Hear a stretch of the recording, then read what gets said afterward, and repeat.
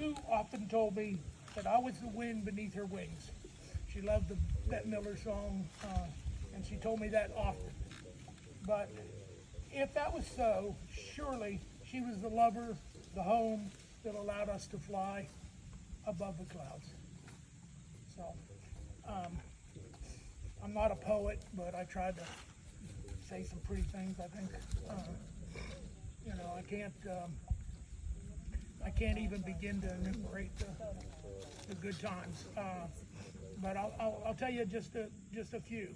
I have a picture of Mary Lou when we were dating, swinging a pickaxe, because we put 3,000 feet of water line in the first year that we knew each other, and I told her that I was going down to dig a line and she could come if she wanted to. Well, she came, and you will see in the slides if you watch the whole thing.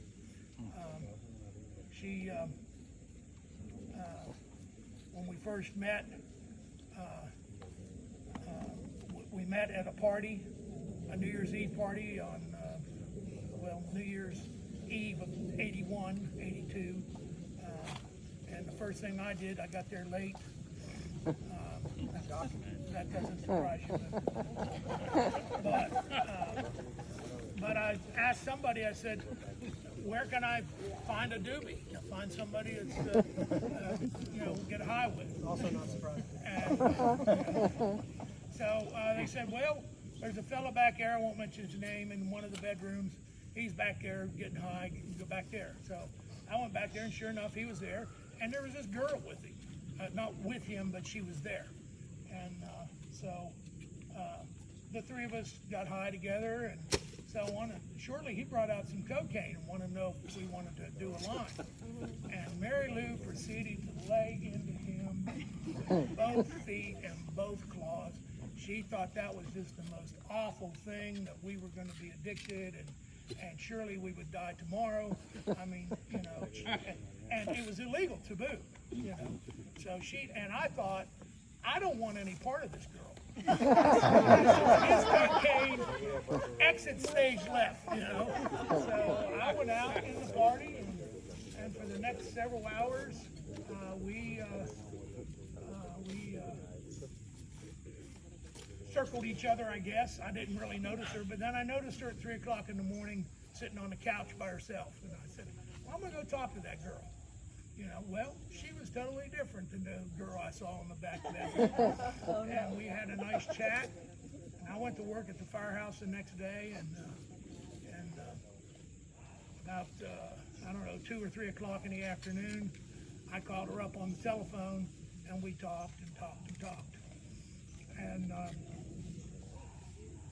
we went from there. A year later,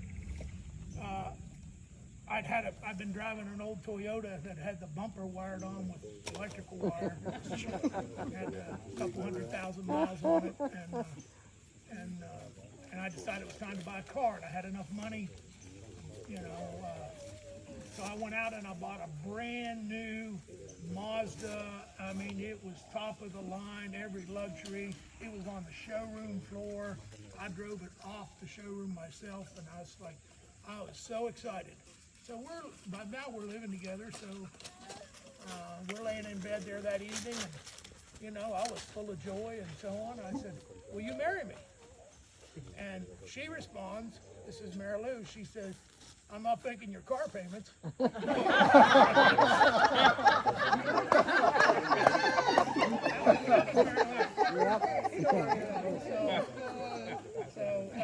we had many. Mary Lou was practical with nothing else, but she knew how to have fun too. We built the house together. We built a little rental business together, and I think as parents, I hope we were successful. If the grandkids are any measure, I know we were. So, I could tell lots and lots of stories, but I think that's enough for me to stand. Thank you all for coming. Thank you very much. So y'all can do whatever. I guess I'll go next. Obviously my mom taught me so many things, but one of them was nuance, right? That I'm spontaneous. Those of y'all who know me, right? I'm get an idea and boom, it's my next thing, right? And a lot of that is like black and white, right? And so she's been the one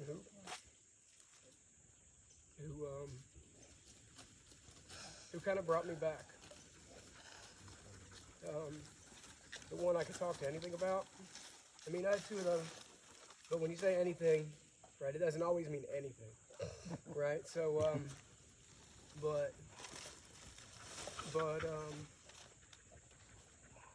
yeah, she was my inner voice.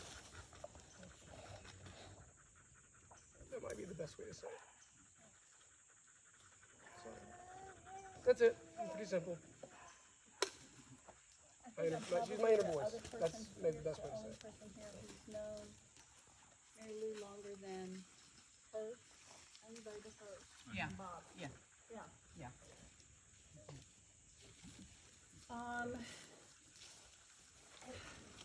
I'm going to put my foot in your grave, Mary Lou, because my other foot is going to follow soon. We're the same age. Mary Lou's 2 months older than me. And we have been close friends since the 8th grade. I'll keep it short. 2 words. Constant friend. From age 13 to 69, Mary Lou was my constant friend. She's been through everything with me. Always kind, always patient. She's the best listener. I have told my kids, yeah, okay, so be smart, go do well, do good things. But golly, the biggest talent anyone I've ever known had is Mary Lou Miller Skeen Patterson. She can listen better than anyone I've ever known. I never had a conversation with Mary Lou when I came away, not having my heart lifted, because she was empathetic. And she was also very smart, but she wasn't very smart in your face saying, you stupid idiot, turn around and go the other way. She made everybody feel like they're the She most important made- person in the room. Every single person that she talked to feel like they were the most important, because they were. She had this ability to, this is right now, I'm listening. She did that better than anybody I know. And she's my constant friend, and I miss her terribly.